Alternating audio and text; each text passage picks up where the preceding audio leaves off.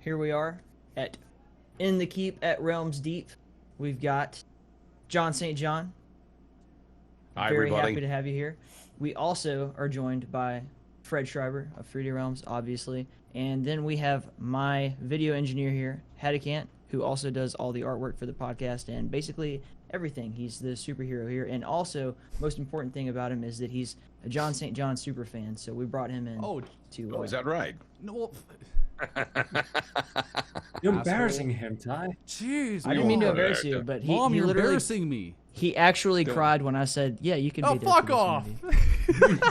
He Now turned off you're his being a dildo.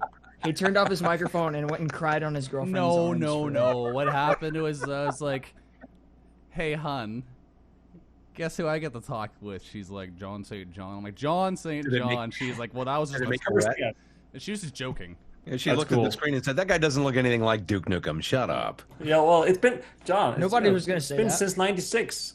Yeah. No, time passes. This is what Duke looks like at 60.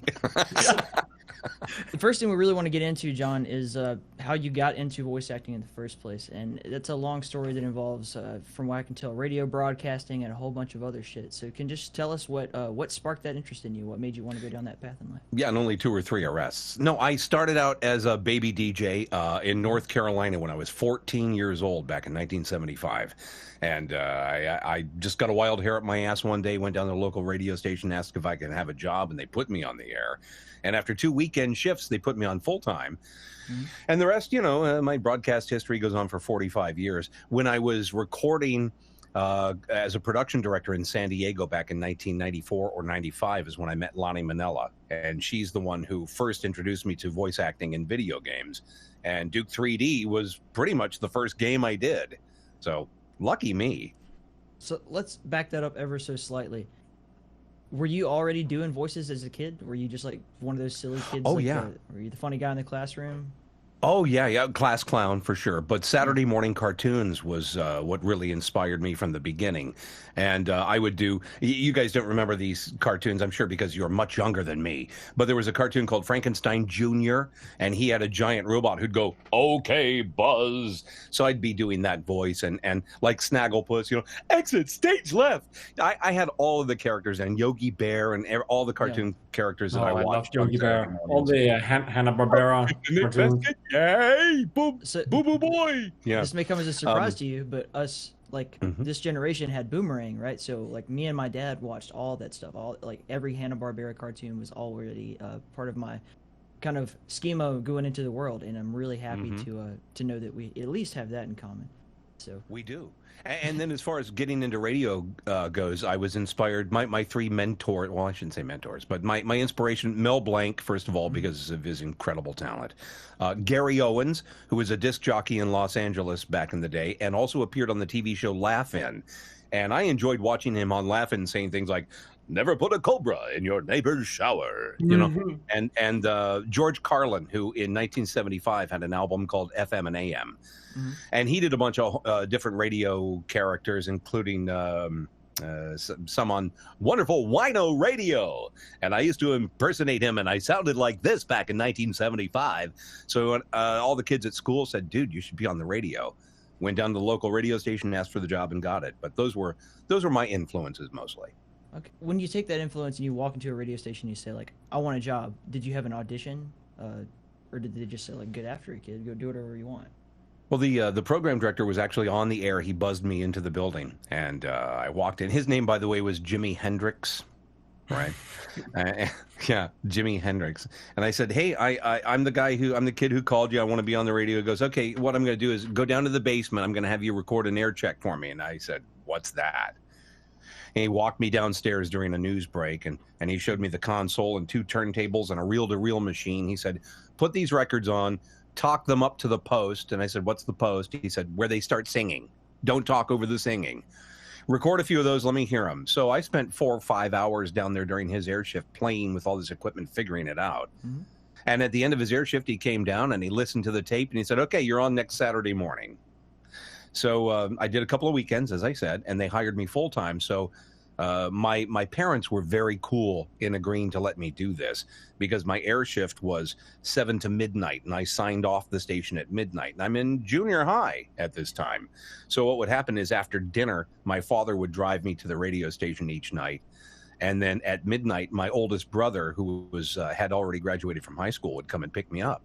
Mm-hmm. And this went on for, gosh, about a year before a big FM station about an hour's drive away hired me away. And so then I'm in high school driving an hour back and forth every night for a 10 p.m. to 2 a.m. shift. And my parents said, keep your grades up and you can keep doing that radio thing. And that's how it all started for me. What kind of music were you playing, or was it mostly talk radio? How did that? No, the first station, WJNC in Jacksonville, North Carolina, was the format was called MOR, which meant middle of the road. I was playing Anne Murray, Barry Manilow, ABBA. Yeah. And oldies mixed in from the Beatles and the Rolling Stones, it was that kind of stuff. And then the first FM station I went on was a top 40 station that was playing the hits of the time in the mid to late 70s. What were the hits of the time? Let's see. You had My Sharona by the Knack. You had, remember Daz? No, by Brick. No? Yeah. Kind of a disco song. So disco was still alive, but there were a lot of ABBA hits, and there was Leonard Skinner and Molly Hatchet, a lot of Southern rock because I was in North Carolina at the time. So that was the kind of music. South Alabama represent, man. Sweet home. I love Leonard Skinner. Wait. Are you from Alabama? Yeah. Where? Mobile. Okay, so do you remember the Rude Dudes on WABB? Yeah. When you were a kid? I mean, that would have been when I was very young. St. John and Matthews, the Rude Dudes. You listen to me, dude. I'm going to call my mom. So WABB has since gone away. It became like a Christian station there for a while, and then remember the owner Bernie Dittman? We called him Barney Dickman on the air. He passed away several years ago, and after he died, the station sold off, and I think went Christian rock or something like that. It's insane. It's WABD now, if I remember correctly, and it's like no way top 40 pop station. Wow, what a shame! It was a great radio station at one time. I mean, when I was on it. I mean, that was for my mom's generation. That was the channel. That was like everybody listened to WABB. We had top ratings. We did so well. I went straight to Philadelphia from there, which was huge in my career. What did you do in Philadelphia? In Philadelphia, I started out as the production director for a radio station called Eagle 106. And then a little while later, after our morning show quit, me and Danny Bonaducci did the morning show on Eagle 106. You remember who he is? Danny Partridge from the Partridge Family? Oh, that Danny Partridge. Yes. I remember that from my childhood, back in the hundreds, back in the 1900s. Let's loosen up here a little bit. Right. Yeah. More iced coffee.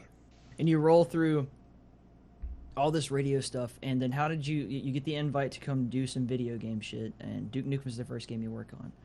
Pretty much, yeah. What was the original pitch? Lani Minella was in my studio recording an auto dealer ad, and just happenstance, she lives in San Diego, and I had moved out here in 1990. And so I guess it was early 1995 that she came in to record this spot, and I'm setting up microphones, and she launches into all these crazy, wacky voices. And I was really impressed. I went, wow, you do a lot of voices. She said, do you? I said, I do a few. And I got on my mic, and I did a whole bunch of impressions. And she went, wow, you have really good vocal range. Have you ever considered acting in video games?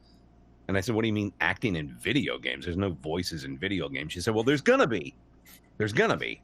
So Duke 3D, she goes, I got this guy, George Broussard, out in Texas, who I'd like you to read for him. And we got on the phone the next Saturday from the studio with Broussard. And he said originally his idea for the Duke voice was to sound like, what's that actor? Charles Bronson. And I went, oh, Charles Bronson. You want him to sound like Charles Bronson? And he goes, maybe not. And Lani said, no, think Dirty Harry. Yeah. And Clint Eastwood, I went, okay, so you got to ask yourself, do you feel lucky? Well, do you, punk? And George said, that's the right tone, but this character is all roided out. And I said, well, let me lower it an octave. Do you feel lucky? Well, do you, punk? And he stopped me right there and said, that's it. Lock in on that. That's the voice. You're hired. And it was that easy. So your ability to just respond to those cues has to have a lot to do with why you ended up where you are, man. Like if someone could just describe to you like this is what I want, and you can immediately kind of bring that up in yourself. That really speaks a lot to your talent.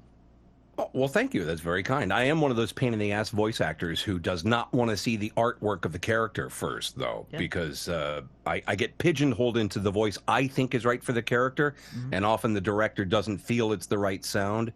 So when sides are sent out for auditions these days, I do not look at the artwork, and I request that they don't send it to me if they ask. I think your versatility is one of the key things about why you're doing so great. You mentioned, you went to Lani and you did a whole range of different types of voices. And I remember when we met the first time, and back in 2015, probably, to work on Bombshell, you also instantly nailed Dr. Jadus Heskel. And then after that, with Brad Rogers, you just instantly nailed Dusky, because it was, for you, it just came naturally. I think it took 5 minutes in each call for us to just tell you, oh, this is what the character is like. And he comes from like for instance, Dusty was like, okay, he's from, Boston, and he's like this rude-mouthed type of character who is like sick and tired of being old, kind of like Bender for Futurama, and you just nailed it. And I think that's one of the things that really categorizes you as a great voice actor. I think it's more like the direction. I think it's from you guys. I mean, I can make my voice do things, but you're the ones who say, we need it to sound like this, and then I do whatever, and you guys seem to like it. So it takes a village to raise a Jon St. John. Like you got to have everything. You got to have good direction. You got to have good production. And I'm still so immature. Isn't it great? Fantastic. And as we all know, like there's great voice acting in really shitty games, and vice versa. There's really shitty direction and voice acting too. I mean, have you ever seen Evil Zone? Have you ever played Evil Zone? Where I'm sounds like a game we need to play. It sounds fantastic already. I love the name itself. Just Oh, the direction was so bad. Play the game sometime if you get a chance, and check out the dens of our character. It's just terrible. I feel like shit for having done it. Oh, you did that? Okay, we definitely need to play it now. That sounds fantastic. Oh yeah, Evil Zone. Fred, let's buy the rights to that. Yeah, absolutely. Do it. Evil Zone. We're gonna make a sequel or remake. I'll co-invest. Yeah, where I get to self-direct. That would be awesome. Yes. That would be fantastic. So, prior to this, were you a video game guy? Did you play games at all? Or was arcade stuff? I did. I played a lot of Duke 3D, obviously. I liked the Twisted Metal games, and my kids did too. And then I got to be the entire male cast of Twisted Metal 4, and that was the first game where my kids really liked something I was in. Because, Duke 3D was a little too intense at the time for them. They were very young. And even for me, when I was, 34, 35 when Duke 3D came out, my oldest brother and I would play Duke matches online, and it was intense. I remember my scalp crawling, and I'd be sweating, and it was scary and intense. Did you guys feel that way the first time you got into RPG games? I felt that the first time I played Duke 3D. Mm-hmm. Duke 3D was scary and intense for me because I was I was like almost 10. Like just around that age where you also start to, watch horror movies and splatter movies. And that. Duke Nukem 3D was like horror for me, horror and intense. It was, and then you play as this badass dude, so you get some confidence from that. Right. So round table of everybody's first Duke experience. My first Duke experience. Oh my god! It was on a Linksys demo disc with Marathon 2, Duke Nukem 3D, and Firefight. I think it was. And I played that at the age of 4. Thanks, Uncle. Wow. My Uncle Dave bought us. His parents weren't as good as No, okay. So long story short, my uncle is a great, awesome person. He built us a PC back in the day, like a Windows 95 machine. It was good enough to run whatever. Anyways, he gave us a Linksys disc because he's like, whatever. There's some games on there, not a big deal. But Duke Nukem, the demo, was on there. So first time I heard holy shit and like stuff like that, and I was like I heard it from my parents, it was one thing, but to hear it in a video game when the only other game you played was like Super Mario World and Kirby, like and first time seeing women of the classy women, professionals. Thank you. Yes. That's the word. Respectful women. Yes. Yeah. And we'll edit this out. So I know this is a generational gap here, but my first Duke game was Time to Kill on the PS1 with my dad. Nice. We played that game all the time. And first of all, good job, Dad. It really paid off in the end. But my mom was not happy about this. And so the plot of that game was like, literally like Duke's strip club. He's getting fucked over by these aliens. He's got to go back in time to save it. And then he comes back to the future, and it's turned into a gay strip club called Danglers. And my father allowed all of this to go straight through. Like, and I'm a little kid. I was probably like 8 or 9 at the time. And yeah, it left a mark, dude. I've been on interviews on other podcasts where people ask me like, what was your first like arena shooter game like this? And PvP Duke Time to Kill with my pops. So yeah, this is a full circle for me, really, to come into this interview. Like I told you guys, like coffee, death metal, and push-ups before I get started. Like this is awesome. I'm so proud, Dad. Look at me, here I am. It's fun you mentioned, Ty, that the time. Well, fun you mentioned Time to Kill, because that's one of the games that I never played as a kid. I didn't have a PlayStation. I was just a PC guy. But I was fortunate enough to be the early tweens when Duke 3D came out, and so I grew up. My first games when I was around 5, 6 years old was actually the very first Apogee games from 1990, 91. So I grew up with Duke Nukem 1, and I got Duke Nukem 2 from my dad as a birthday present. And back then, in Denmark at least, you didn't, internet was very rare and almost no one had it. So if you went to a store to buy a game, you would buy the shareware version, because a lot of people would just download shareware and start selling it in the stores. So I got the shareware version. I had no idea it was a demo, but that was what I got of Duke 2. And that was actually the first time I heard Duke Nukem, which was Joe Ziegler from 3D Realms. I'm back. Yeah, who was still here, and it actually sounded pretty good. Like that was the first time I heard a character talk in a video game. Joe Ziegler saying "I am back," like impersonating Schwarzenegger. But I think the MS-DOS audio was so compressed that it actually sounded pretty good. And then I remember Duke 3D. I got that from my stepfather, also as a birthday gift, and yeah, that was just so amazing. I didn't play the shareware version of that, only the later I did, but the first time I played it was the registered version. But at that point, I was already a huge fan of 3D Realms, and I was on the forums every day, online, chatting with all the other 3D Realms Super people. nerd. Imagine Discord, right? But, not real time, and yeah, forums, they existed back then. Talking about existing back then, you want to know where my video game experience first started? Was in 1974. With Pong? In North Carolina. Pong was among them, but in an arcade called Putter's Palace. It was an indoor little mini putt-putt golf thing, and half of the building was arcade games. And my favorite was, remember Defender? Yeah. Where you...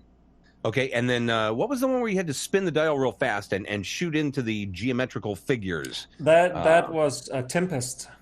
Tempest. I love Tempest 3000. that. I was going to say Tempest Yar's Revenge 3000. for a second there, but no, you're definitely right with Tempest. There are a lot of clones of Tempest. It's like a... So for me, it all started out as arcade games specifically, and then my first console game at home was the TurboGrafx 16. Anybody remember Legendary Axe? Yeah. Yep. Oh god, yeah, it was fantastic. And that had like the fantastic the cartridges for TurboGrafx 16 was like these tiny little credit cards you popped in. That's super cool. I thought they were so cool. They were like SD cards, only just exactly. slightly larger. Yeah. Oh, great. I love that system. So you get into voice acting with Duke, and that immediately becomes like a gigantic hit. So did you think like I can make a career of this at that point, or was it just kind of a one-off thing? Just the opposite. I had no idea anybody knew of the game or played it. I was clueless. All I knew is that my oldest brother and I, he rest in peace, my brother Ken passed away a few years ago, but he and I would play it. He was in Virginia and I was here in San Diego, and we would play, like I said, the Duke matches online, but I had no idea anybody else was playing the game until 2002 or 3. When I got my first invite to a convention And I said, they called me and they said, wow, it was really hard finding you, but your agent, my agent in San Diego at the time, finally agreed to give us contact information when we explained to her that we wanted you to appear at our convention. I said, why? They said, my God, you're Duke Nukem. I went, oh yeah, I did that game. I did a few other Duke Nukem games too, I think, like something called 0 Hour and Manhattan Project. And really, you want me to come out? They said, yeah. So I appeared, and then they posted stuff online about me appearing, and the next thing I know, my phone is ringing every other week for another convention asking me to appear, and it kind of snowballed from there. Did you meet any other really cool people at these conventions? Oh God, yes. Yeah. Everybody, cool people. Billy West, you know who he is, right? Fill us in. I don't he voice acts Billy my 5 favorite characters. Yeah. Ren and Stimpy, for instance. He was Doug. Okay. Remember the Doug cartoon? He was the red M&M. He was the Honey Nut Cheerios bee. I mean, a lot of silly little animated things. Jim Cummings is another one of my favorite voice actor stories is of me and Jim Cummings hanging out at Connecticut in Hartford, Connecticut a few years ago, where now Disney owns him, just so you know. He's the voice of Winnie the Pooh and Tigger and Darkwing Duck. And so Jim has to be very careful and never say anything inappropriate in public, because that could ruin his career with Disney. But he and I and a bunch of fans are at a bar in downtown Hartford during Connecticut a few years ago. And as it gets later and later and later, Jim likes to, pour a few down like I do. The attendees get tired and go back to the hotel to play, I don't know, Cards Against Humanity or video games or some Dungeons and Dragons shit. I don't know. They all leave, and it's just me and Jim Cummings hanging out in this bar in Hartford. And I said, hey, there's nobody here now. Will you do me a favor? He said, what's that? I said, will you do some of my Duke lines in the Winnie the Pooh voice? And he did.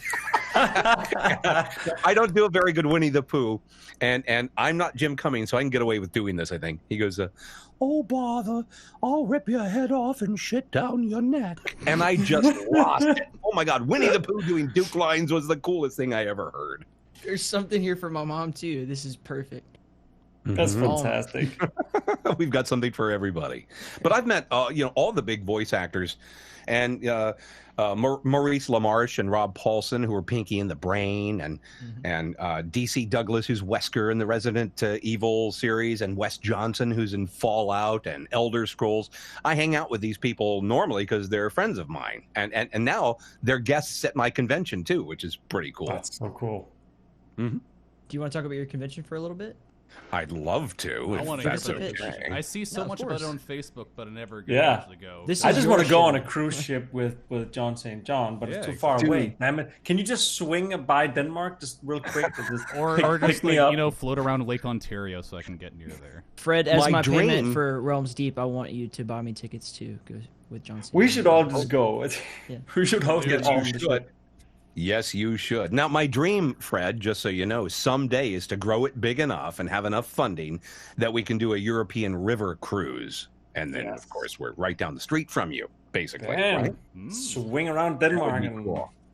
But the King Kong cruise, we've renamed it. We rebranded it because I never liked the original name of the cruise. I was kind of forced into it because we owned the rights to what was called Not Con. And I don't particularly care for that name because it says it's not a con. Well, it is a convention. I decided years ago that about 4 years ago, I wanted to have my own convention and something different from all the typical land-based cons. And so it's not just that it's aboard a cruise ship, and it is called King Con Cruise, and you can get us at kingconcruise.com. But the point is, I wanted something different where the guests and the attendees are actually interacting together constantly. Mm-hmm. So what happens is we have snorkeling adventures and kayaking adventures and riding the flow rider, which is that, artificial surfing environment on the cruise ship, and rock climbing.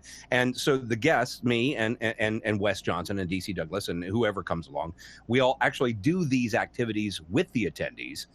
We have dinner together every night, and right after dinner, we have the whole conference center to our con, where we do our panels, like the Voice of Palooza panel that Wes Johnson hosts. And so it's highly interactive. You're not just getting an autograph from a voice actor. You're hanging out with them and having adventures with them. And our next King Con cruise is March 1st through the 5th, 2021, and we cruise from Orlando, Florida to the Bahamas. And it's just wonderful. It's a Monday through Friday. It's a really good time, and the price is not exorbitant, and it's all inclusive except for liquor. But I buy the liquor for my guests so that they will stay drunk. Fred, take your wallet out right now. Again, any good host, and like any good host. I drink. You I know would Matt make you a Mercer? guest. Fred, if you come along, you're a guest, and you have to host a panel. Yes. Oh no! What? I have nothing interesting to say. I'll just invite you to kind of get on the panel and tie, and we'll do a new interview with you. Say. Just talk about You weird, have just talk plenty to about say, weird Mr. shareware. Imagine the podcast shit that we could get away with on one of these cruises. It would be Exactly. We I couldn't wanna do a release it to podcast. anyone. It would have to be not recorded. give everybody a USB drive. We had to make sure it's Yeah. in international waters. Just be Yeah. safe. Yep. Yes. Anything goes. Yep. Mm-hmm. We can call it "Burn All the Bridges" Con, Yeah, and and then you know have what, fun. guys? You would think that in this time of the pandemic that I'd have a hell of a time selling badges and cabins. However, we've outsold the previous 2 years here in year 3 coming up. And I attribute that to everybody returning from the previous cruises. They all said, oh, we're back. So we have like an 89% return rate on our attendees. And I think That's come awesome. March, everybody wants to get out and just pretend it's all over, whether it is or not. And I'm surprised that we sold so well. I was getting ready to promote it as Petri Dish of the Seas, the new pandemic class of ships from Royal Caribbean. I was told by my partner, don't do that. And don't say that online like I just did. But it's funny, so I did. So there. So John, I'm just to go back a bit to the Lani Minella thing. So she was also in Duke 3D, right? Wasn't she the strippers or? I'm not sure if she played I any remember stripper voices or not. Quite frankly, I don't really remember. I don't think she was given a credit on the game. No. I remember hearing some old. That's actually funny. Those must have been then your first video game outtakes. But back in the day, on the 3D Realms website, you could download outtakes from the Duke Nukem 3D recording sessions, and those were hilarious. Captain's log, exactly. Well, she came in and I said, "Oh, the captain's log," and she said, "No, make it a little funnier." And I said, "Well, we're talking about I'm finding the captain's log." She goes, "Think of him leaving a big turd in the toilet," and that ruined it for me right there. I could not deliver the line without laughing after that. She said, "You're looking at a turd," and I think somehow that's how they in Duke Nukem Forever they ended up putting that turd in the game too because of that outtake session. Believe it or not. Speaking of pooping, we had a meeting or a podcast with Chuck Jones. Yeah, not long ago. He's working on the game that you heard the voices from, and he Right. and we were actually talking a bit about the Duke Nukem cinematics because he worked to make these, and it's kind of surreal sitting here and we just had Chuck Jones who had to animate you opening a newspaper, pooping, and then whistling the Duke theme. Like, full circle. Oh, it's a beautiful world, isn't it? Yeah. So what's Chuck doing now? Are you guys working with Chuck?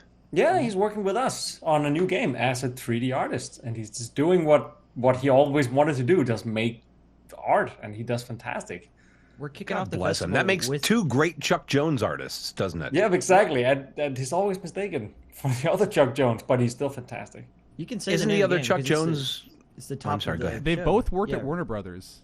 Yeah. Both Yeah. of them. No way. Isn't that Yes, crazy? they both worked at Warner Brothers, and I can't wait to confuse the shit out of my animation friends. Like, hey guys, we got an interview with Chuck Jones. They go, oh shit, and then like, wait a minute. And then It's not like they ever fought over the parking space that said Chuck Jones exactly. or anything. Yeah. No, yeah, Yeah. totally different times. No. Totally different times. Different Right, departments. right. Yeah. Yeah.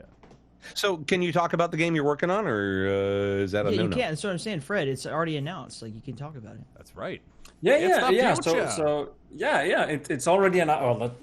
We can cut this little piece here out, Oh, of but course. at the Drems Deep event where this is launching, this interview with you will be right after, or maybe an hour after, half an hour, whatever, after the reveal of the game called Graven. I can't say it like yes, Graven. I'm sorry, I didn't work the mic right for that. Hold on. Graven.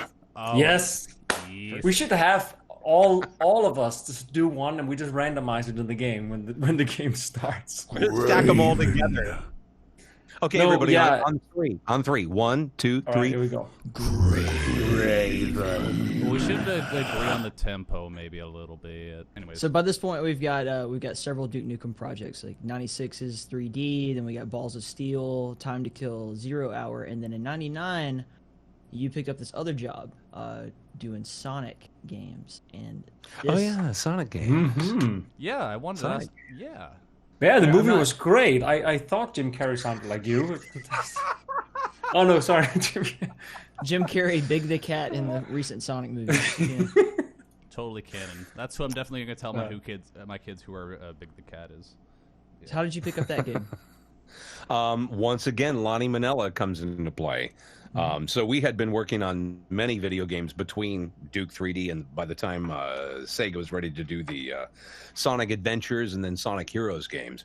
And so I get a call in my studio one Wednesday afternoon, and Lani goes, "Hey, we have a recording session on Saturday. Can you make it?" And I said, "Sure. What's it for?" She goes, "It's a video game." I went, "Oh, okay. You're going to send me the sides for an audition?" She says, "Nah, don't worry about it. We'll put you in something. No sweat." And I should have been suspicious right there, but I wasn't. So I show up Saturday at this recording studio in Kearney Mesa, and there's the whole cast. Ryan Drummond is in there, and Jenny Doulard, who's Amy Rose at the time. You know, all of the cast are in there, and they're recording. And Lani comes out from the booth, and she says, "Oh, good. I'm so glad you're here. You're a little bit early. Here, you can take a look at the script, and here's the artwork." And she shows me a picture of this guy, and I said, "What the hell is that?" And she said, "That's Big the Cat." And I said, "Doesn't look much like a cat, but okay, he certainly does look big." She goes, "Yeah, he's a big kind of dumb guy. So they're going to want you to do kind of a dumb voice. That's why I hired you without any auditions, because I know you can do a dumb voice." I thanked her for that. And so Just about your natural voice to speak as you always do. use your normal voice. So Yeah. so about 45 minutes later, I end up in the studio, in the booth, and the director is on the phone from Tokyo. And says, "Okay, let's hear your Big the Cat." And I went, "I can't find my Froggy anywhere. You don't look so good, little buddy." I said, "I'm just kidding. I'll do something better." And they went, No, that's good. Use that voice." And so I got stuck with it. And at various conventions, fans would ask me about Big the Cat, and I would cringe and go, "Oh, God, that fucking terrible voice I did." And so they think I hate the Big the Cat character, and they think it's funny. And so that kind of, builds up over time. And I have to keep explaining to people, I don't mind the character Big the Cat. I didn't like the voice I did for him, because it was stupid. But fans seem to love it. But that's how it happened again. Lani Minella just kind of dragged me into it, kicking and screaming. She's fantastic. We had her in Bombshell as well, doing voices for that. I think it was the president in the game. Yeah, I think she is the president in that game, isn't she? Yeah. Gosh, She's like that. I love that, like rusty. She has really good like rusty voice. It's super cool. Yeah. Oh yeah, she's Really super well. talented. Breaking down barriers since the last century, and it's crazy. Female presidents, it's a beautiful thing. And then It'll happen someday here. Same year, you also do Twisted Metal 4. Yeah, that was awesome. What an experience. And you did a lot of characters for that. Yeah, I'm the entire male cast in that game. So I'm General Warthog, and I'm Rob Zombie, and I'm Trash Man, and I'm Sweet Tooth Spokes Clown, and yeah, that was quite a game. And my kids loved that one. They played that game for years. It's a great game. Twisted Metal was like one of those, especially for us PS1 crowd people, Fred. Hell yeah.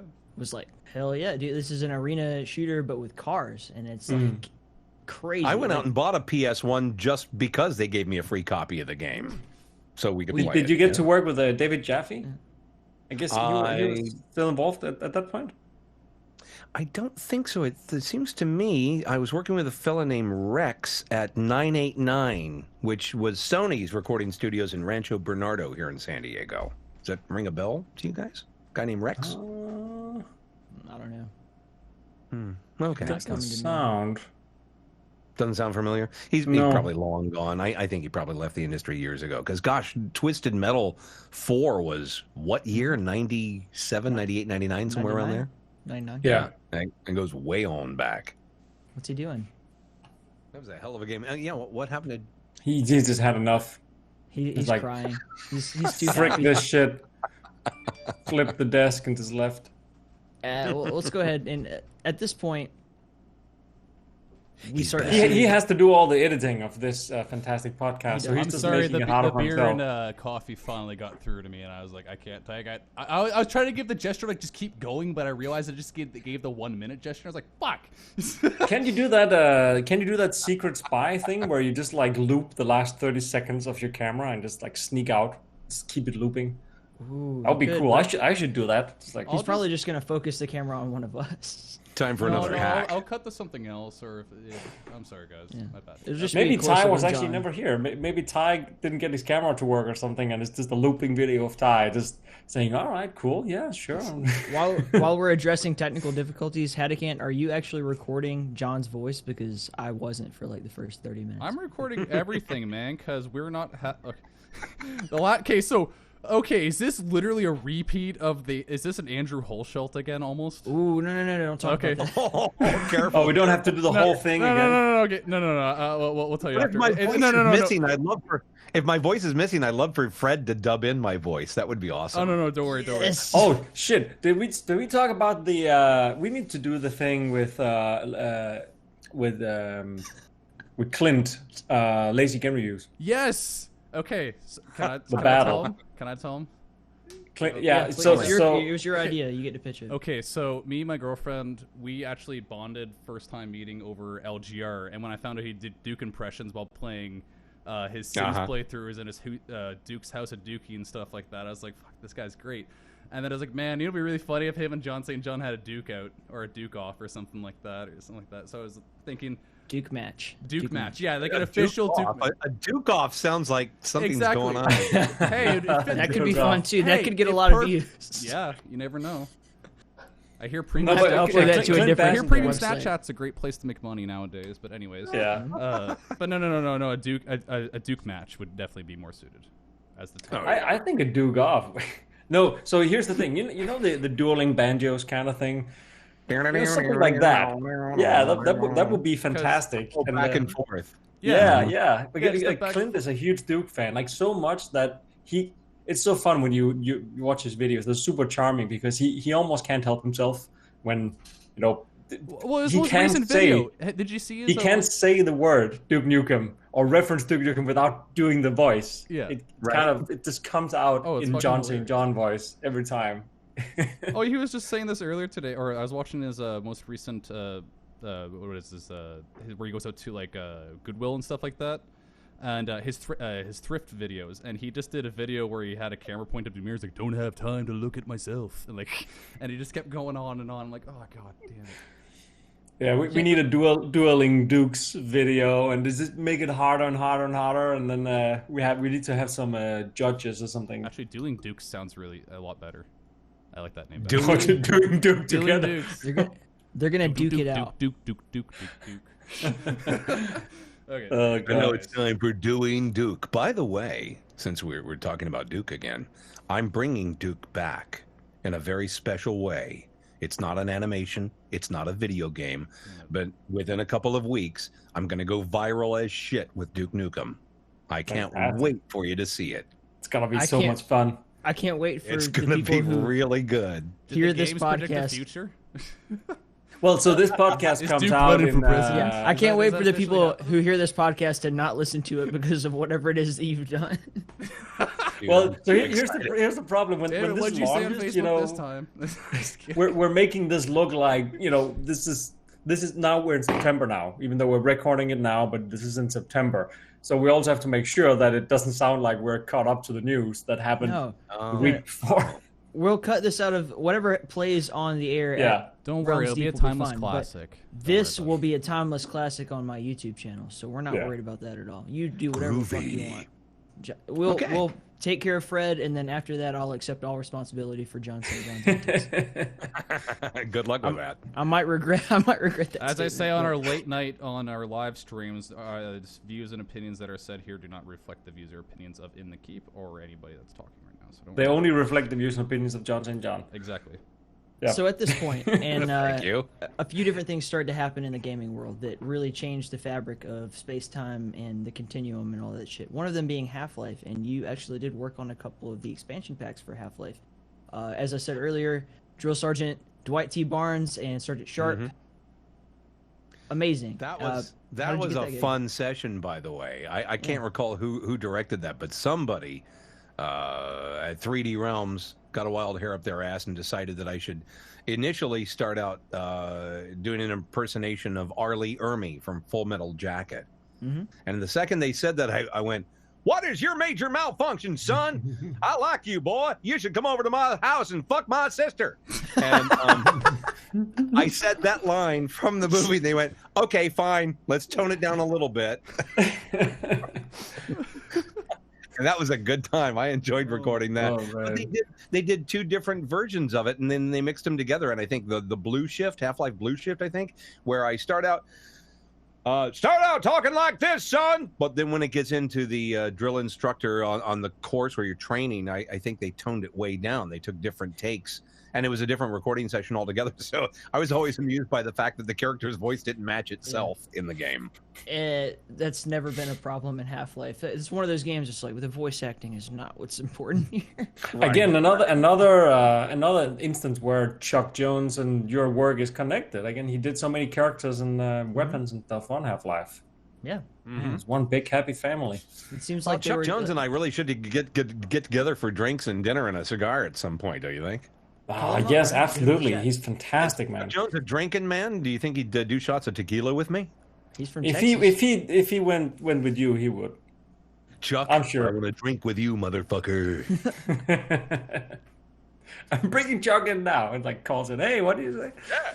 And I mean, like, several different things are going on, like right in this, like, 1999 to the change of the century or the millennium, and so you do the Half-Life stuff, and then also, not to jump way too far in the script, but also this is when Postal starts to get pretty significant, and you've picked up that job now.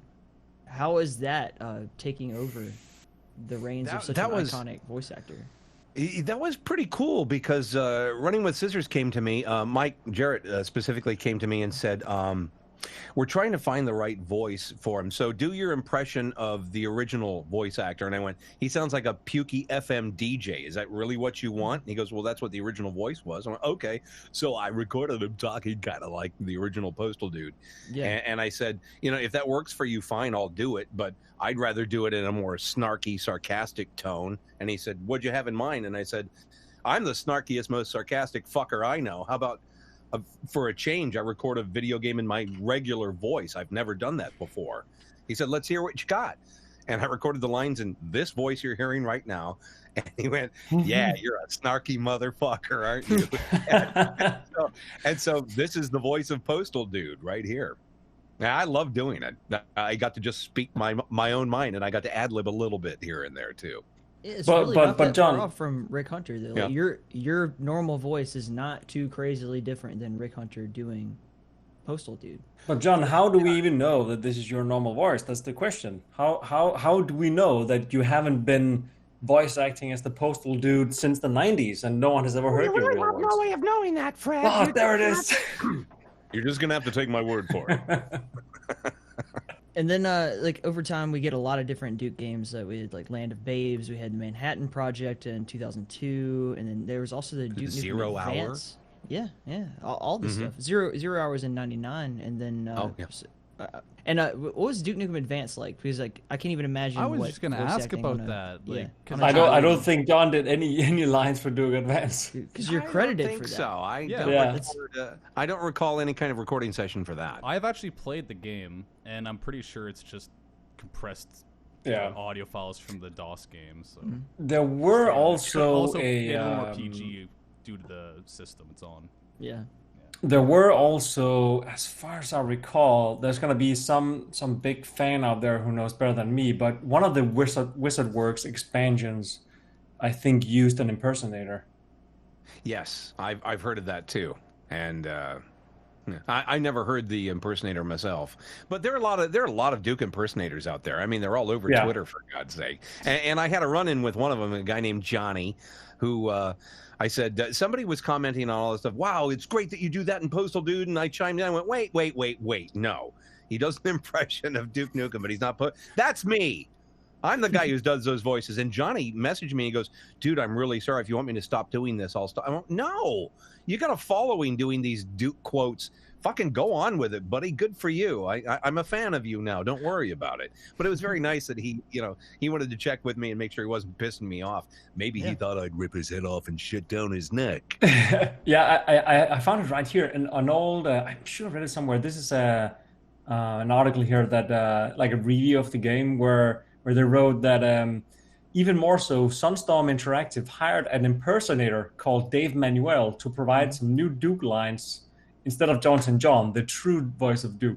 These lines are uncanny compared to the original. You'll hear the ultimate arse kicker say things like, "You're blocking my son, asswipe," or "It's time to limbo," and many other appropriately cheesy quips. You know, when I hear the impressions of Duke, they don't impress me. I don't think they sound like me doing Duke. But then, I'm biased. Except for Clint Bassinger, LGR. I can't hear the difference. Right. I think he's your long-lost son. There's a really? plot. You can't hear the difference, Fred? Really? You can't? I don't know. It's the same. I just see, hey, John. Put on the glasses for a second. You look younger than usual. Out here. We'll do side by side. I'll edit that in. We'll see how this goes. Put the glasses on for a second. We'll do this. Yeah. So the reason I brought you all together today was because really I have one thing that I really want to hear, and I want to hear your NASCAR crew chief voice. Wow, I can't. Oh, that must have been some kind of North Carolina sounding thing. I think you better pit right now. Pit now. You need to slow down and pit now. Car right, car left. Is that one right? Yes. Yeah, that's just my North Carolina accent that I used to talk like this when I was young in North Carolina. When I was a teenager, I sounded like this, and I said ain't and y'all. And well, I know just what you mean, man. It's where I'm from. You just say ain't and all this kind of Alabama. Stuff, just getting real light down there. Doesn't it sound like Boomhauer? Yeah. You know what I'm talking about, you know? Exactly. That's good. I'm too Danish for this. I can't follow along at all. I'm from Mobile, Alabama. I'm from Canada. Anyways. How about that? You and Jonathan Mangum. You know who I'm talking about? You ever see that show called The Price is Right? No, Let's Make a Deal. Mm-hmm. It's a tall, skinny, redheaded kid about your age. He's from Mobile, Alabama. Did you go to school with him? Unless you went to Mary G. Montgomery High School, probably not. Couldn't tell you that. A little further north than the grand city of Mobile. Them city folks live down there. I'm from the country. But what part of Mobile did you live in? I'm just curious. Well, I'm gonna DOS my whole family. No, I grew up in an area called like Sims. Is where my high school was. And then you were west side of Mobile, right? Mm-hmm. Yeah. And I lived in Daphne on the other side of the bay. Oh, yeah, okay. Daphne. I used to hang out with Jimmy Buffett. I used to hang out with Jimmy Buffett back in the day. Did you go to Margaritaville over in Biloxi? I never did because it wasn't there when I lived there. I moved to Philadelphia in 1988 or 9, so I think Margaritaville came after that. Oh, I gotcha. Man, such a cool place. But Biloxi, Mississippi, if anybody ever hasn't gone there, you should, because it's the Las Vegas of the South. It's way wild. Super fun. Yeah. Always wanted to go to Mississippi, but man, so many places to see. The hurricanes really took their toll on that area, but I think it was like Biloxi a really special place. Bad. Yeah, it's a special place. Like it really is. And New Orleans too. I lived in New Orleans too, by the way, 1985 to 1987. You could be all about that, except for me, probably. I don't know. Where are you now? You're 60, right? Yeah, you could. I will be in December. I'll turn 60. That's a milestone. I was just gonna. You're probably gonna cover this, Ty. But it's probably around this time where it would be interesting to hear a bit about. You're the boss, Fred. No, I was just wondering that there, the past 10 years, 5 years or so, there's been a lot. Now it becomes a bit more serious, but there's been a lot of talks in the voice acting community about different unions and so on. I'd love to hear a bit more about what happened, because it seems like at some point something happened. There were some strikes and so on. Can you fill us in a bit more about that? And what do you think just in generally about the whole scene, the voice acting scene in games these days? Well, first of all, I was thrilled when they unionized voice acting in video games because the pay scale got way better.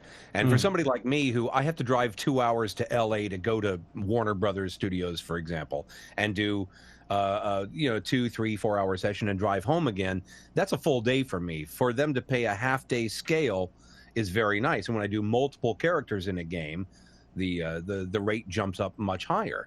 And so the pay is nice. I think the rub now is that voice actors want residuals on the back end of game sales, because let's face it, we get a couple of $1,000 to record a voiceover game. Millions are made on the back end, and we don't get any points on that. So what they want is for every 500,000 games sold, we get the pay again.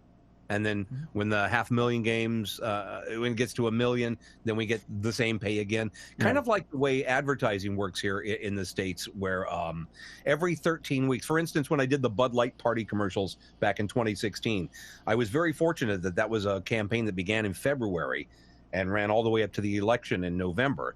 So I got paid for every 13-week repeat for doing nothing. And it was the most lucrative job of my life because it ran so long on TV, internet, and radio. So unionizing and making a better deal for voice actors on video games, I'm all for that, because with that much money being made, I know most of the work is done by the developers, the artists, everybody who's coding and all that stuff. But the voice actors, we do bring the characters to life, and it is an acting gig. And if you can act in a cartoon on TV or in a motion picture and make huge money, well, then video games should be the same thing, because the video game industry makes far more money than the motion picture industry does anymore. So I think it's fair that we should be paid either on the back end or with the number of sales. So I think that's the way it's going. Still kind of in limbo, though. Nothing's been resolved as far as I can tell. What about your current day games? I've seen quite a few. You've been part of there's Postal, there's This Is the Police, and so on. Can you talk a bit more about how's it going these days, just in general, in terms of gigs, and are there any big roles coming up that you can talk about? Not that I can talk about, and not that I would anyway, because they're not lead roles. And let's face it, for a voice actor, you've got to have a lead role, or it doesn't mean you don't get con appearances or book cameos because of additional voice roles. Those don't mean anything. It's got to be a lead, unless it's Big the Cat. Right. I wish they'd bring Big the Cat back. I would do that voice again. But Sega, I shouldn't bash them, but I'm gonna. Is that okay with you? They fucking recast every goddamn Sonic game, video, cartoon, movie. Every damn time they recast the roles. There's no consistency in it, and they really piss me off, because I would have gone on playing Big the Cat, all the way until present day, but they didn't allow that. So a lot of the games I'm doing right now are these mobile games, and mobile apps, and they're okay. They don't pay well, and most of the developers are either in Czechoslovakia or in Hungary, and I just make a deal per game, per recording session with them as to what I want to charge, and I'll go, well, I'm going to need $500 to record those lines, and they'll either say okay, or if we cut 10 lines, will you cut the price? They're always trying to bargain with me, and I always say no. I'm not going to record. Yeah, because your voice is your livelihood. So I can understand from small indie developers. For them it's just, he just has to talk for 10 more seconds, but that's your livelihood. That's what people are paying for. It's what comes out of your mouth. Right. And the glut of voice actors today on the market, everybody and their freaking brother wants to be a voice actor now. And so you have a bunch of hacks out there that don't really have any talent. And I don't mean to offend anybody. It's true. There are a lot of voice actors with demos online who don't have chops, and they're charging $35 or $55 to record a project. And they're screwing the rest of us by driving the prices down and by having a glut of voice actors out there to choose from, where 90% of them don't have any chops. That's kind of shitty, actually. Right. And as someone who does voices and works on different characters and everything, when you hear a voice actor who literally just gets paid to just talk in their normal voice, like H. John Benjamin comes to mind. He's like really awesome at what he does. Good. But he literally it's just him talking, and it's Yeah, he's a one-trick pony, and I know, like on Bob's Burgers, he also plays Jimmy Jr., and you know it's him. He's just talking with an aspect, whatever. But yeah, he's a one-trick pony, but that one trick is pretty damn good. Nobody has more dripping sarcasm in their voice than John Benjamin as Archer, for instance. God, I love that character. Stephen Wadey is, again, another example of this. Like, you typecast, because his natural voice, especially when he talks in the deep, is just so fantastic and creepy and scary, and so that's the type of typecast. But I was wondering, you see a lot of those type of voice actors coming from real life acting backgrounds. Is that something you have ever done, or anything you've ever considered doing? Well, yes. It's one thing to have a good voice, but more importantly, two other aspects come to mind. You have to have a good ear, because if a director says, I want it to sound like this, you have to know that sound. You have to hear yourself doing it correctly. And number two, you have to have acting chops. If you don't know how to act, just having a great voice isn't going to do anything for you. If you have no acting training, then you can play characters like the E123 Omega, which I did in the Sonic games. He's a robot, right? So it's not acting, it's reading. You have no right to come through here. We are going to block you. That's not acting, that's reading, So, yeah, if you're a one-trick pony with no talent, then do robot voices. Did you ever think about acting? Like, not voice acting, but... On camera? No, yeah, I have a face made for radio, so I don't know. I've never gone after any on-camera work at all. That's just not me. Face for radio and a voice for the papers. That's a good line. I like that. That's my headstone. So you played... Oh, and that reminds me of about voices. I just watched the Matrix with my nephew this weekend, and there's this Merovingian scene where he does all the swearing in French. And he's like, "Oh, I love French and the way it sounds. It's like wiping your ass with silk." It's so cool. Anybody ever wipe their ass with silk? Anybody? Show of hands. Wiped your ass with silk? I'm a bidet guy. No. Time to try it. The only silk I think we have in the house is probably my fiance's. What do you call it? Pajamas or something? Maybe I could take one for the team. Honey, what are you doing? For science. For science. I heard it in the movie. I gotta try it. As a dare and a joke, I once wiped my ass with $100 bill.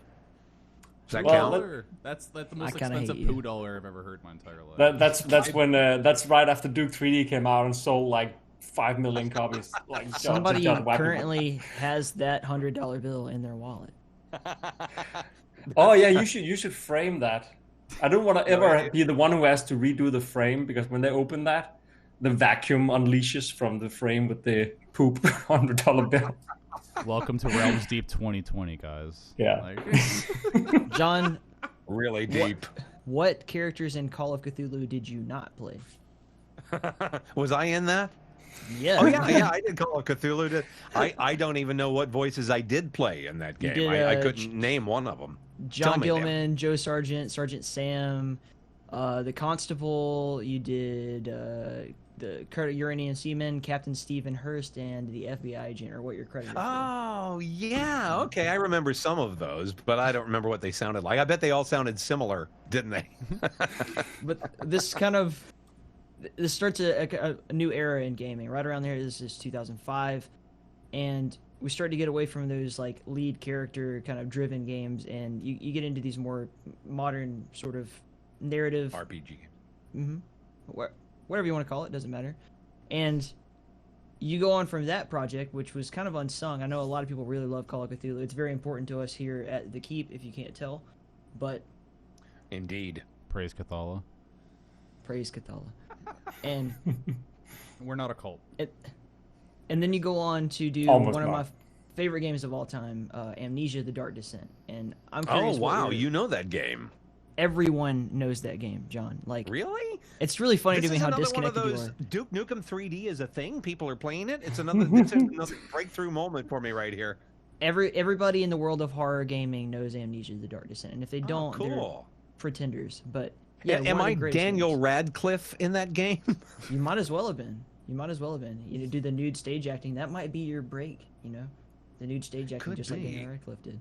Yeah, it was a lead character. Maybe David Gardner, something like that. Do you remember the lead character? You played Victor and Basil in the game. Oh, that game. Okay. I guess. I don't know. It's one of the greatest games like it. One of the greatest horror games of all time, and this he's just like, yeah, it's just something I wipe my ass with $100 bills. What an asshole. That's something I should definitely. Oh, I wipe my ass with $100 bills, young man. Slowly over time, you get involved in some of the more modern multiplayer games, and this is a huge jump in the world of gaming. We start to see esports really break out, and you play in Counter-Strike Global Offensive, which is like literally the biggest esport there is, and also a little bit in Guild Wars and Dota 2. So what's it like doing the characters for these games? I love doing the Dota 2 characters, especially because Axe is a ridiculous character. But I have to answer that in the snarky way that I answer this question every time I get it in interviews is, what was it like recording that game? What was it like recording this game? You know what? I'm in a studio with a microphone like this and somebody on the other side of the glass and headphones and a script, and every session is just like that. So the difference between them is the script, and that's all. I guess what it really comes down to is you're playing a different type of character. That's kind of what I'm trying to get at. Is that you're not doing like, because Duke is like this thing that's going to become a full-on three-dimensional character. In games like this, you're literally just coming in, you're dropping some lines, I'm assuming, and then it just goes out to the world, and then it becomes like iconic to the people who are involved in that. Especially like Dota 2 players and Counter-Strike players, like they probably have no idea. Voice acting is not even a part of the game to them. You know, it's just like, oh yeah, like I just hear that all the time. It's a sound cue. And I'm just wondering, like, you don't approach that any differently? Do you take that into consideration, or do you literally just walk into the studio and just like, I'm going to read my lines and do it to the best I can? Yeah. I literally walk into the studio and say, okay, what do you want this guy to sound like, and what's his backstory, and we tweak a voice within a couple of minutes, and then I just try to stay in that voice character, and it's really it's a mindset. You want to be that character, and anybody who has acting training, I don't have formal acting training, really, some drama back in high school and college, but really it's once you get into the character and you become the character, it's kind of a mindset, and it takes a little while for it to really stick, but once it does, the session goes smooth and you are that character. For me, it just happens somehow. I can't really even put my finger on it. I think that's a satisfactory enough answer. I really kind of think, like, I don't know your craft, so I'm just genuinely curious. Like, how does this work? I have no idea. And everyone has their own perceptions. Oh, I'm sure other voice actors have some method that they use. For me, it really is just trying to get the voice right, and then I try to become that character in my head, and that's my process. And you go on, and we kind of have like a resurgence, like almost a turnaround of the way that you end up working on these characters in the games that they're in. In 2016, you did Bombshell. You played Jadus Heskel. And what was it like? Because I heard the guy that owns that company, it was a real dickwad. And yeah, he was kind of a tool. Yeah. Yeah, kind of a dickhead. I don't like him myself. I love Fred, and you know I do, Fred.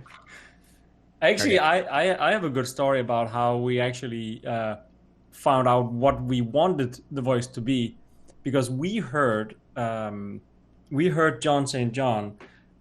Post these auditions for the Joker on Facebook.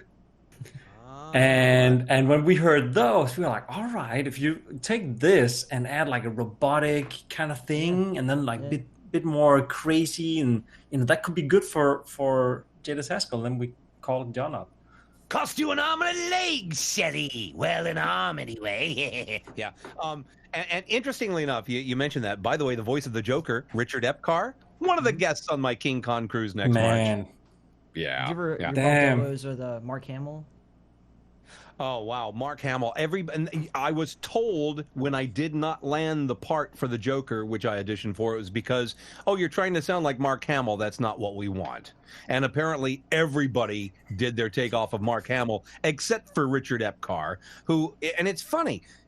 I love this guy. Richard is so nice, and he didn't try to sound like Hamill, yet I hear a lot of Mark Hamill influence in his Joker, though he does give it a really dark, edgy, fucked up sound, which I really admire him for. Richard Epcar's Joker scares me somewhat. Yeah, that's the difference. It's like Mark Hamill has the, he did a lot of the cartoon stuff, and really has that kind of like child-friendly Joker, and it doesn't have to. And be Epcar does not. Right. Yeah. We start to see, especially with the more recent games that came out with the Dark Knight series and everything. Like these games were like so unbelievably dark and gritty, and more like the Frank Miller Batman. And I think he's perfect for that. Yeah.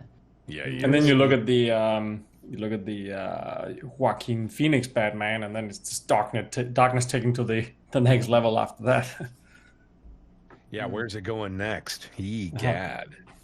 Yeah. Could go anywhere.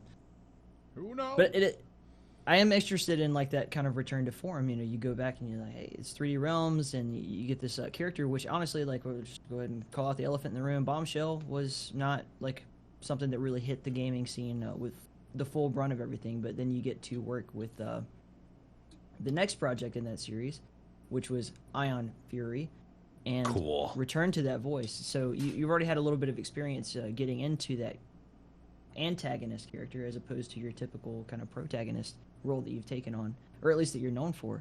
And that's fun. You get to do all these really antagonistic lines, and you get to work with kind of the old team again. What was that like? And you get to be your Joker. Yeah. You get to still do him. How does it feel to like all these years later kind of circle back into it?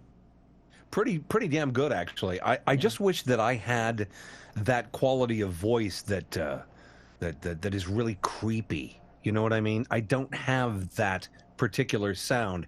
I want to be the creepiest antagonist I can be, and I try. But there's a certain tone of voice that people like Richard Epcar, Maurice LaMarche are able to create that makes them just sound creepy as hell. Yeah. And that's not something I have in my vocal range, but I wish I did. I do my best to sound creepy and evil, and that's all channeling memories of my ex-wives is how I do it, because I hate them, and it makes me very angry and bitter. I certainly channeled a lot of that when I was doing the Heskel voice.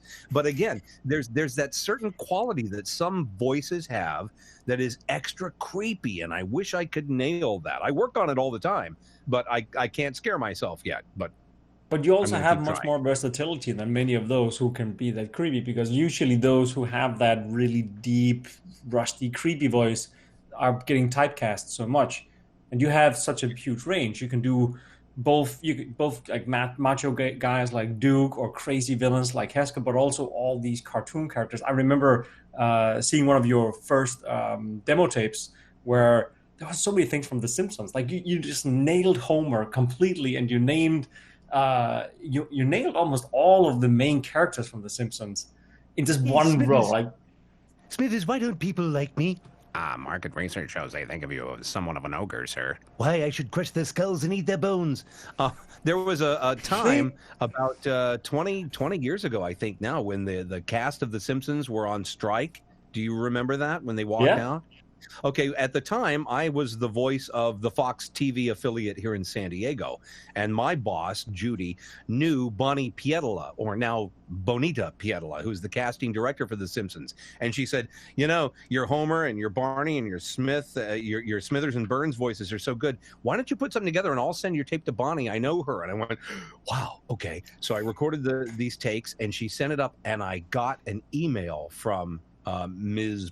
Pietola, and she said, we're going to place your tape on file and keep you in mind. If things don't work out, we'll be in touch. And I'm like, oh my God, I might get on The Simpsons. Please don't work out. Sorry.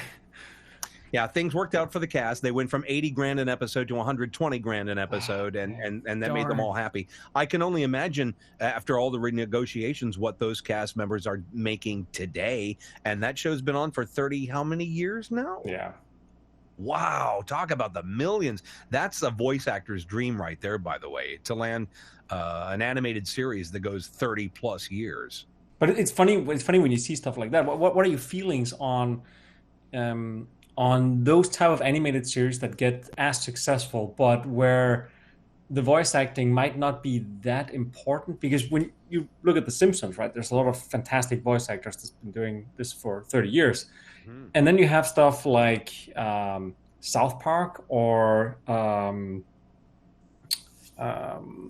Rick and Morty, where the creator himself or the creators just did the voices because I'll just do the voices. Like South Park, like Trey Parker, Matt Stone just does almost all the characters, and then they just pitch up and down the sound. Like how do you feel when you hear something like that? Because it feels like they just did it because we don't want to pay voice actors. We can just do it, and we'll pitch our voices up to be kids. Oh, it doesn't bother me at all, because South Park is all about the writing and how timely the show is. So, and because the animation is shit, so the voices might as well be shit too. And I'm not saying they're terrible. They fit the characters, and that's fine. When it comes to shows like Rick and Morty, which I would give my left nut to get on that, several of my voice actor friends are always on. Kari Walgren is a regular on Rick and Morty. Maurice LaMarche is constantly on. Nolan North, they're always on Rick and Morty episodes. But remember that the creator is Justin Roiland. Well, we should have had this one before the Cliff Blasinski one, because Cliff Blasinski is a personal friend of Justin Roiland. We just spoke with him a few weeks ago. We should have had you on that. You could have said, "Hey, Cliff, can you put in a word? Please let me be on the show." Yeah, just one episode. I'm fine. Just let me have a role, and I'll go away happy. Because you know what? Before I leave this earth, I want to be a part of a big production that is known forever.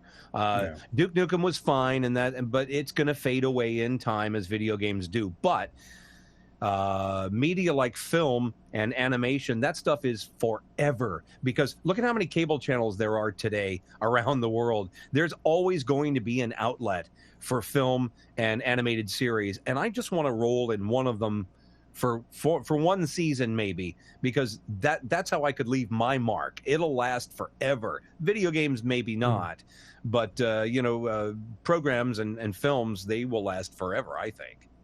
But I think your chances of doing that are much higher now, because think of it as most of the creators, like Justin Roiland, for instance, creating something like Rick and Morty. He was, a teenager when he knew about you and played Duke Nukem and so on. A lot of the people that are also hiring you now, you mentioned a lot of game developers from Eastern Europe and so on. They hired Jon St. because they think back to when they were kids and that voice, Duke Nukem, for instance, all the many other video games. So there's this new generation creating all this new fantastic content. I think it's just a matter of time before one of them thinks that, the guy who played Duke Nukem, I want that guy on this show, which wasn't the case, 10, 15 years ago, because most of the series creators were probably around your age back then. Yeah, and that certainly has played a role, Fred, in me landing video games. I mean, Valve hired me to be in like Dota 2 and World of Warships and games like that, because the developers are fanboys of mine.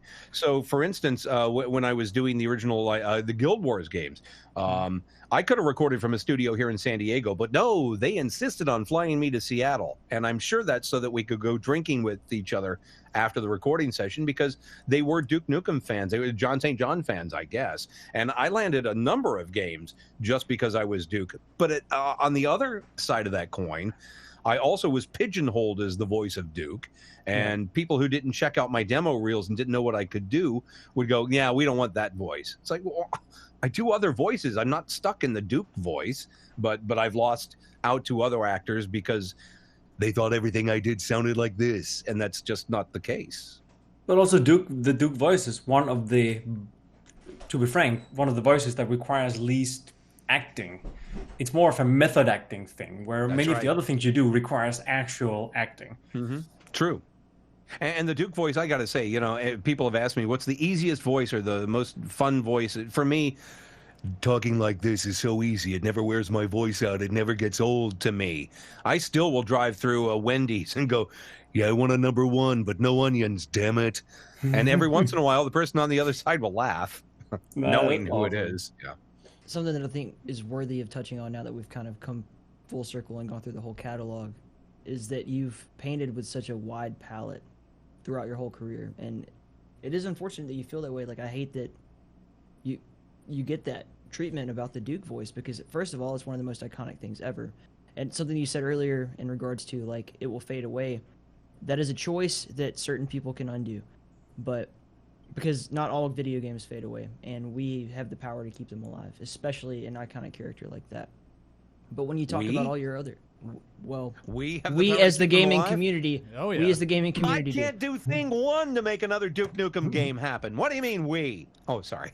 I'll come. I think Ty is a living example of this because when I met Ty, who runs a community that is dedicated to games that he was too small to play them when they came out. I was like, wow, you guys are this young and you play these games? I thought it was just like guys in the mid-30s like me, which I think is a living example of, even though there might not have been a Duke game for so long, I think a lot of kids are going to go back and play what their parents played and what their parents played and so on and so forth. That's what I was just saying. I hope so. I hope it's like classic films where people like to go back and play older games. But I was under the impression that as the game engines get better and the graphics get better, that it's like, for me, I can't watch a black and white film. Unless it's Young Frankenstein. I can't sit through a black and white film.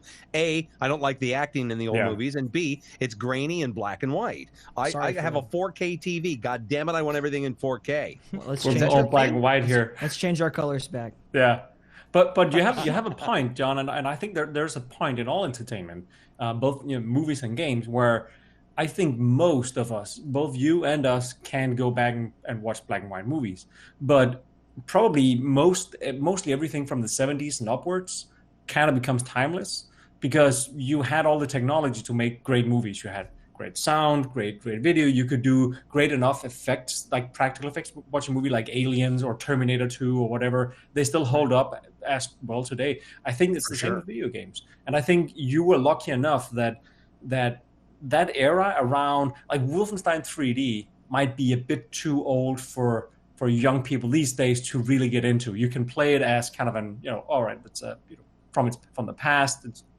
That's where the games came from. But games like Quake and Duke and Doom are just on the edge of, all right, now enough is possible to do with video games that they become timeless classics. And you can take someone who's 10 years old today and give them Doom or Duke or Quake, and they're going to have fun, and they're not going to realize that these games are old. They're just going to look at the visuals as, oh, it's just a different visual style. Yeah, and those games will always remain classics specifically and legendary games because they were a turning point in the development of games. I mean, Duke was the first game really that had a lot of dialogue. Prior to that, you had just single words here and there, but Duke actually gave the player the personality, I guess, of having the voice in it. And even the game engine back then, it was a different style of playing than in previous video games. So I guess because that was a turning point in the industry with these games, that perhaps they will remain legendary and people will go back and play them. We can only hope, right? And then you have people doing source ports like a Z-Daemon or like my favorite eDuke 32, so you can finally play Duke Nukem the right way. With the widescreen. The community keeps them alive. I want to play. That's the main thing about Duke Nukem at 144 frames per second. That's my way to play. Yeah, with these games, I'm doing it. You specifically like eDuke, and you have like Blood was a perfect example of a game that was kept alive by the community. Doom is probably the best example in that.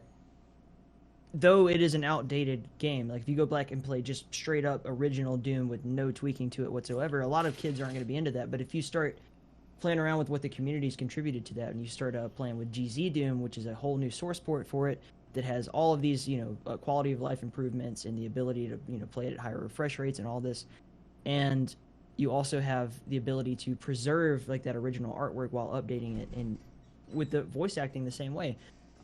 We could preserve these games for basically ever in the world of video gaming because we have people like Night Dive and like 3D Realms who can continue to turn out new content based on this old stuff without bastardizing what it was originally about.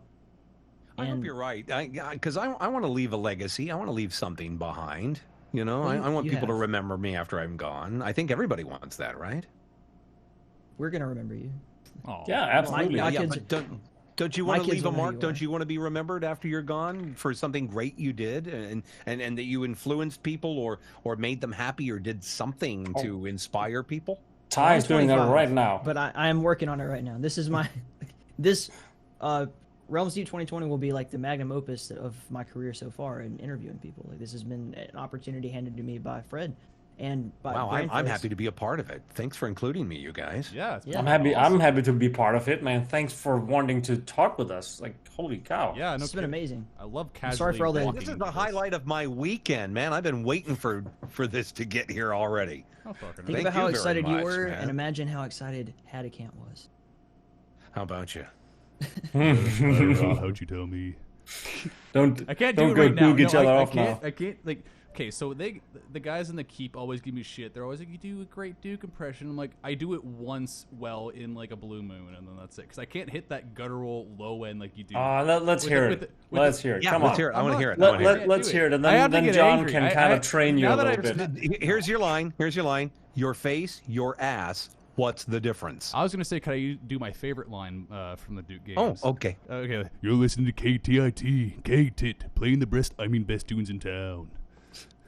You know, I started. That's a weak I was impression. going to do a podcast, and I've already got like 5 hours recorded of Duke on K-Tit radio playing classic rock music, and I've never done anything with it. And I thought, I wonder Do if it. this would fly. Would anybody listen Oh to my it? God. If you if need it, no, Go stop ahead. right now. If you need a producer, All right. if you need anything Altmart. to do with distributing your podcast, you hit me up right now. I'll do it fucking pro bono. You'll be the co-host of the In the Keep podcast every week from now, John, and you have to interview all these fantastic indie developers together with Ty. It's gonna be fun. That could be No, fun. no, you need If to you're looking redo for a the- podcast producer, you got one right here. Because what was it? We have the intro of our podcast, which Ty wanted me to do, and then I never got around to it because I'm a lazy asshole. But yeah, no, we should definitely get you to do the intro. No, I'm just kidding. I'd be happy anytime, and speaking it's for free Ty. for you guys. Just say when, and I'll do it. Yippee All right, John. I'm not The lying. question is just the voice. They don't want to get sued. All right, we'll be in contact. Oh, Oh, Oh. they you need to make a new voice for that podcast. And now it's time for your special podcast. something like that. I don't know. Something obnoxious as shit. We'll come up with something. We'll be back in contact very soon. I'm All right, I'm I'll be done. right here. You let me know. I've asked all my big questions. I'm very happy. This has been one of the coolest Sundays I've had in quite a long time. Fred, thank you. For me too. Yeah. Thank you, John, and thank you, No, Ty, thank you for guys for wanting to having me. spend all Thank your you. days on this. Thank you for doing all the editing and for being here and helping with the audio. And John, thank you so much for all of your time and your patience and for setting up Discord only to then only half use it and for everything. This you crazy for- hack we have going on here. Hey, I'm Thank back you. anytime you guys want me. Just say the word, and I'm here for you. All right. And John, will we're happen. gonna get you on Graven. The thing is, we don't have any talking characters in the game yet. Do you Because need it's animal kinda- sounds? I can go all Frank Welker on you. Oh, we should have one talking character just completely out of place in the game. Like all the other characters you talk to just text, and all of a sudden it's like, whoa, oh shit, Kinda who's like- talking? Could it be in this voice and he's looking for his froggy? That would be fantastic. Or like, was it John McDonald or whatever playing Pigeon in Mike Tyson's Mystery? It's just that just dry voice. Who was? We've been was it watching in, a lot of Mike Tyson mysteries recently, me and my girlfriend. Do- So like, it's oh fuck, that's too good.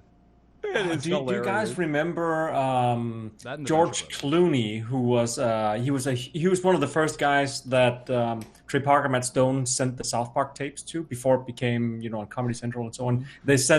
Someone sent a tape to George Clooney of something these guys have made, which was South Park. Oh, the Spirit of And- Christmas, the very first Yeah, one. Spirit of Christmas, yeah. And then George Clooney was a big fan of these two kids, and then he helped them get on the channel and everything, and then they made South Park. And then the story goes that they, George Clooney, holy cow! And then he asked him, "Hey, would you like to maybe be a voice on the show?" And I was like, "Yeah, absolutely. I'll do that for you guys." And then apparently something about they didn't tell him what it was, and then he came into the studio, and then he had to be the voice of a dog.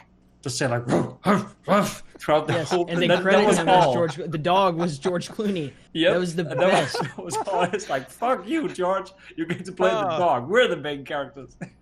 He was thinking it was going to be the Fantastic Mr. Fox kind of role, huh? Yeah, It turned out to exactly. be- Well, here's something John's never done. Have him play like the enemy grunts. Yeah. Where it just Okay. like death animations. That would be hilarious. Just enemy grunts. Or just some, like the frog or the pigeon or something like that by Jon St. John. No, we wouldn't do that, John. We want a strong leading character that you can play. We actually have a game in development right now that is unannounced. We won't announce it at this convention. Is this or unannounced this thing, FPS number 2? Number 3. Number Surprise! We'll stay in touch, John. We need your next not your magnum opus because you already did that. Your magnum opus 2, your extra XXL magnum opus. Well, I'm looking forward to it. All right. Well, before I kill the recording, you have to do this with me. Oh, you're right. Make eye contact. Ready? We're not worthy. We're not worthy. Thank you so much. Do we Stop clap again? groveling. I hate when you grovel. Stop groveling.